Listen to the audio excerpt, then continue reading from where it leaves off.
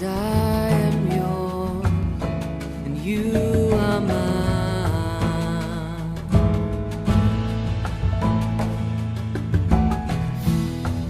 'Cause I am yours, you are mine. You are mine.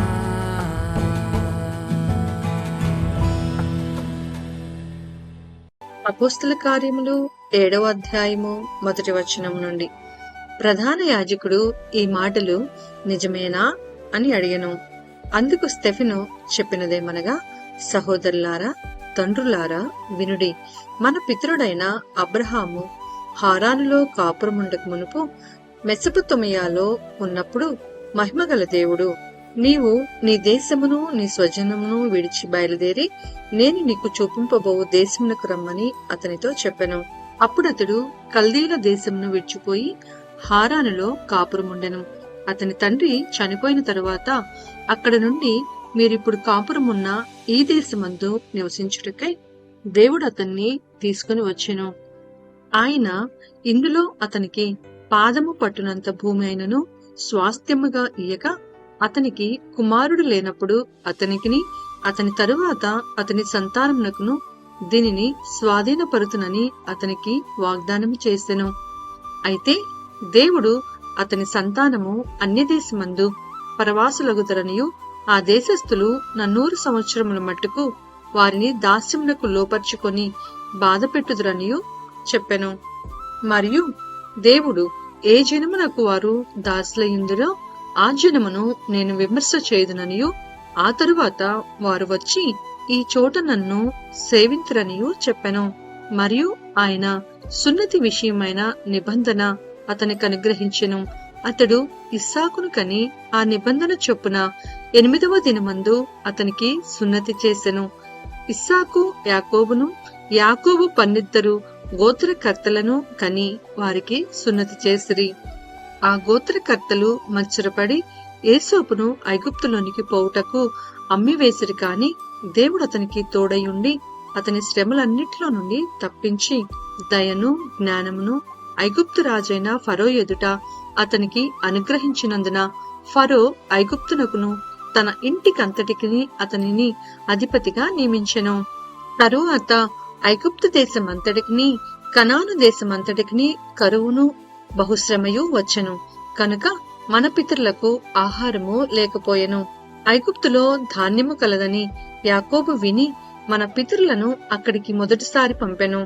వారు రెండోసారి వచ్చినప్పుడు ఏసోపు తన అన్నదమ్ములకు తన్ను తెలియచేసుకొనెను. అప్పుడు ఏసోపు యొక్క వంశము ఫరోకు తెలియవచ్చెను. ఏసోపు తన తండ్రి అయిన యాకోబును తన స్వజనులందరినీ పిలువనంపెను. వారు 75.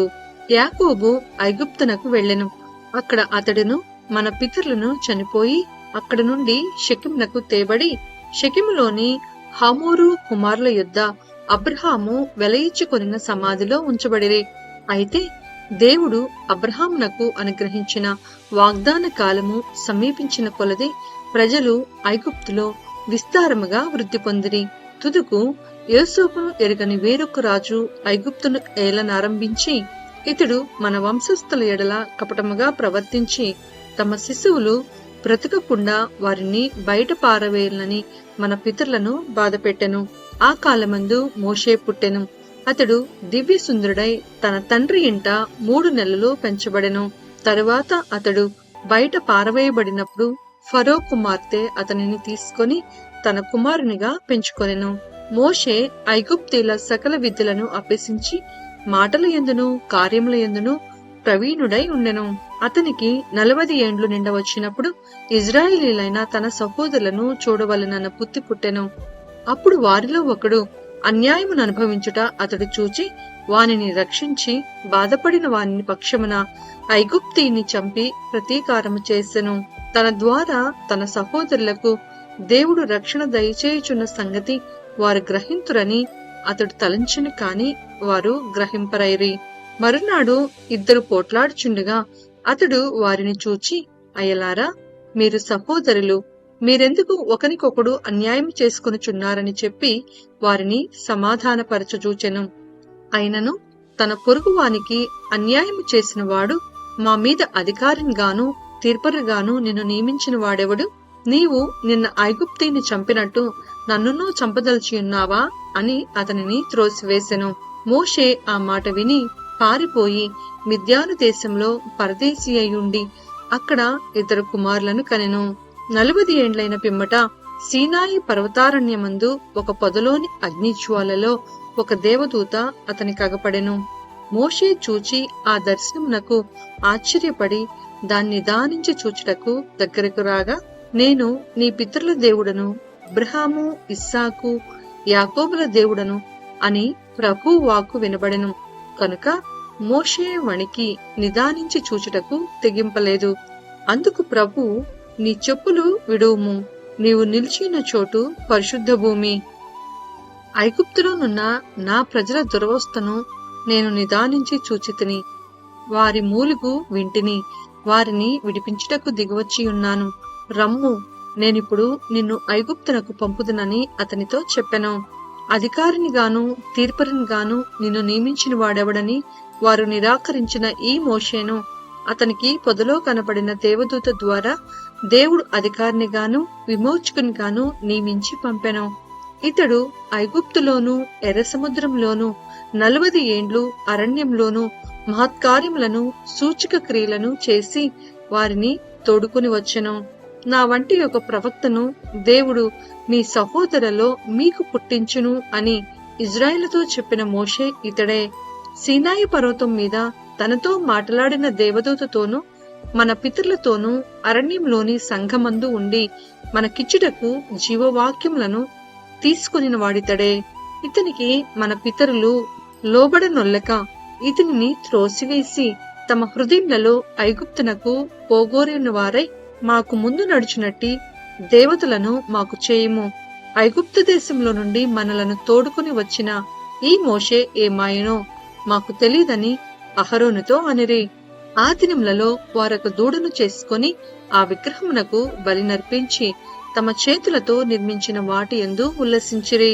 అందుకు దేవుడు వారికి విముఖుడై ఆకాశ సైన్యమును సేవించుటకు వారిని విడిచిపెట్టెను.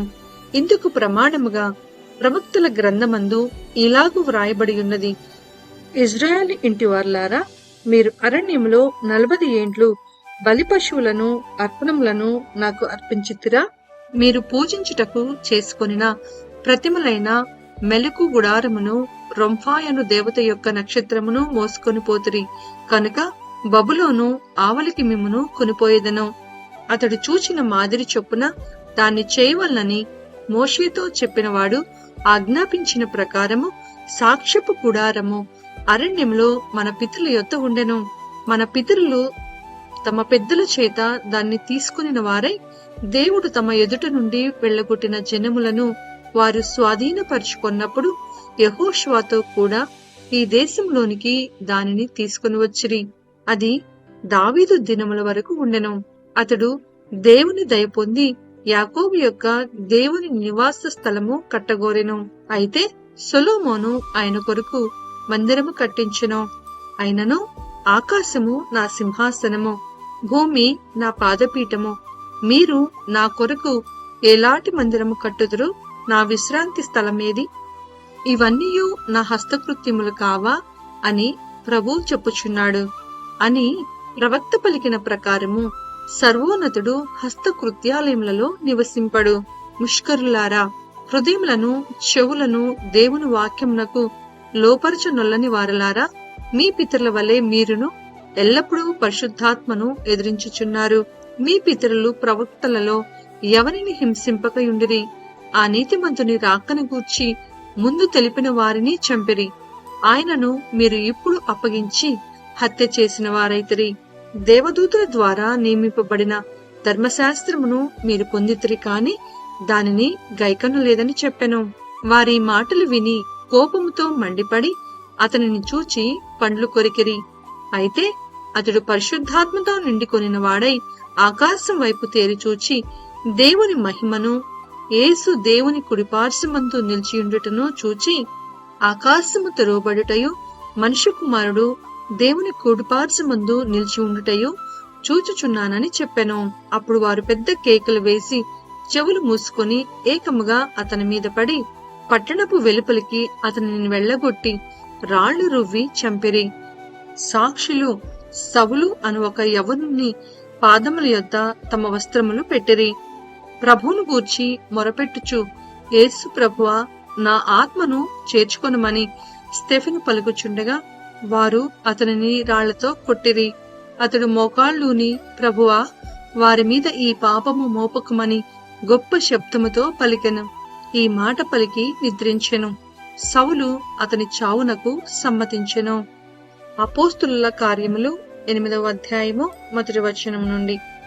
ఆ కాలమందు యెరూషలేములోని సంఘమునకు గొప్ప హింస కలిగినందున అపోస్తులు తప్ప అందరూ యూదయ సమరయ దేశముల యందు చెదిరిపోయిరి. భక్తిగల మనుషులు స్టెఫెనును సమాధి చేసి అతనిని గూర్చి బహుగా ప్రలాపించిరి. సౌలైతే ఇంటింటా జొచ్చి పురుషులను స్త్రీలను ఈడ్చుకొని పోయి చెరసాలలో వేయించి సంఘమును పాడు చేయుచుండెను. కాబట్టి చెదిరిపోయిన వారు సువార్త వాక్యమును ప్రకటించుచు సంచారము చేసిరి. అప్పుడు ఫిలిప్పు సమరయ పట్టణం వరకును వెళ్లి క్రీస్తును వారికి ప్రకటించుచుండెను. జన సమూహములు విని ఫిలిప్పు చేసిన సూచక క్రియలను చూచినందున అతడు చెప్పిన మాటల యందు ఏక మనసుతో లక్ష్యముంచగా అనేకులను పట్టిన అపవిత్రాత్మలు పెద్ద కేకలు వేసి వారిని వదిలిపోయెను. పక్షవాయువు గల వారును కుంటివారును అనేకులు స్వస్థత పొందిరి. అందుకు ఆ పట్టణంలో మిగుల సంతోషము కలిగెను. సీమోన్ అను ఒక మనుష్యుడు లోగడ ఆ పట్టణంలో గారడీ చేయుచు తానెవడో ఒక గొప్పవాడని చెప్పుకొనుచు సమరయ జనులను విభ్రాంతి పరచుచుండెను. కొద్దివాడు మొదలుకొని గొప్పవాని మట్టుకు అందరూ దేవుని మహాశక్తి అనబడినవాడు ఇతడే అని చెప్పుకొనుచు అతన్ని లక్ష్యపెట్టిరి. అతడు బహుకాలము గారడీలు చేయుచు వారిని విభ్రాంతి పరిచినందున వారతన్ని లక్ష్యపెట్టిరి. అయితే ఫిలిప్పు దేవుని రాజ్యమును గూర్చియు యేసుక్రీస్తు నామమును గూర్చియు సువార్త ప్రకటించుచుండగా వారతన్ని నమ్మి పురుషులను స్త్రీలను బాప్తీసము పొందిరి.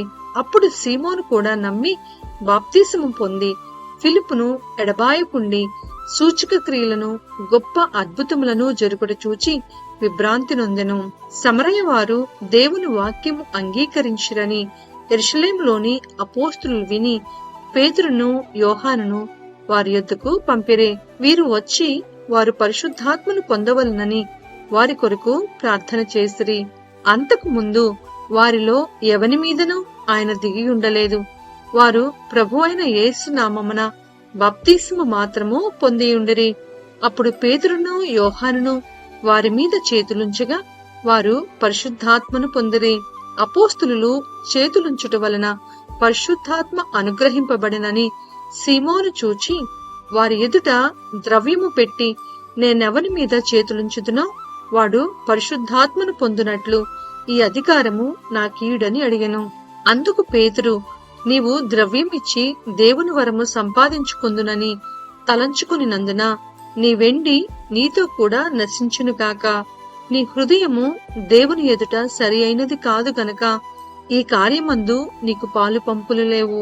కాబట్టి ఈ నీ చెడుతనము మానుకొని మారు మనసు నుండి ప్రభువును వేడుకొనుము. ఒకవేళ నీ హృదయాలోచన క్షమింపబడవచ్చును. నీవు ఘోర దుష్టత్వములోను దుర్నీతి బంధకములోను ఉన్నట్టు నాకు కనబడుచున్నదని చెప్పెను. అందుకు సీమోను, మీరు చెప్పిన వాటిలో ఏదియూ నా మీదికి రాకుండా మీరే నా కొరకు ప్రభువును వేడుకొనుడని చెప్పెను. అంతటి వారు సాక్ష్యమిచ్చుచు ప్రభు వాక్యము బోధించి యెరూషలేమునకు తిరిగి వెళ్ళుచు సమరయుల అనేక గ్రామములలో సువార్త ప్రకటించుచూ వచ్చిరి.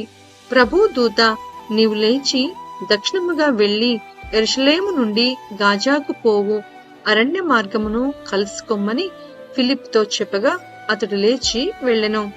అప్పుడు ఐథియోపియుల రాణి అయిన కందాకే క్రింద మంత్రి అయి ఆమె యొక్క ధనాగారమంతటి మీదనున్న ఐథోపియుడైన నసంపుకుడు ఆరాధించుటకు యెరూషలేమునకు వచ్చియుండెను.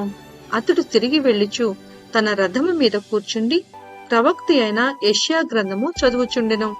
అప్పుడు ఆత్మ ఫిలిప్పుతో, నీవు ఆ రథము దగ్గరకు పోయి దానిని కలుసుకొనమని చెప్పాను. ఫిలిప్పు దగ్గరకు పరిగెత్తుకుని పోయి అతడు ప్రవక్త అయిన యెషయా గ్రంథము చదువుచుండగా విని, నీవు చదువునది గ్రహించుచున్నావా అని అడగగా, అతడు, ఎవడైనను నాకు త్రోవ చూపకుంటే ఎలాగూ గ్రహింపగలనని చెప్పి రథమెక్కి తనతో కూర్చుండమని ఫిలిప్పును వేడుకొనెను. అతడు లేఖనమందు చదువుచున్న భాగమేదనగా, ఆయన గొర్రె వలె వదకు తేబడెను, బొచ్చు కత్తిరించు వాని ఎదుట గొర్రెపిల్ల ఎలాగు మౌనముగా ఉండెనో అలాగే ఆయన నోరు తెరవకుండెను.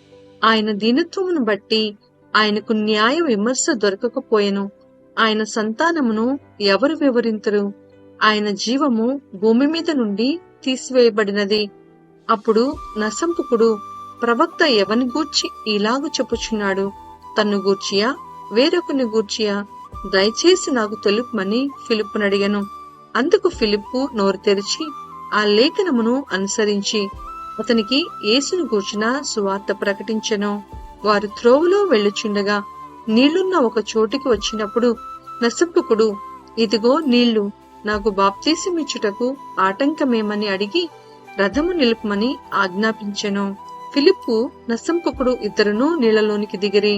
అంతటా ఫిలిప్పు అతనికి బాప్తీసమిచ్చెను. వారు నీళ్లలో నుండి వెడలి వచ్చినప్పుడు ప్రభు ఆత్మ ఫిలిప్పును కొనిపోయెను. నసంపుకుడు సంతోషించుచు తన త్రోవను వెళ్ళెను. అతడు ఫిలిప్పును మరి ఎన్నడూ చూడలేదు. అయితే ఫిలిప్పు ఆజోతులో కనపడెను. అక్కడ నుండి కైసరయుకు వచ్చే వరకు అతడు పట్టణములన్నిటిలో సంచరించుచు సువార్త ప్రకటించుచు వచ్చెను.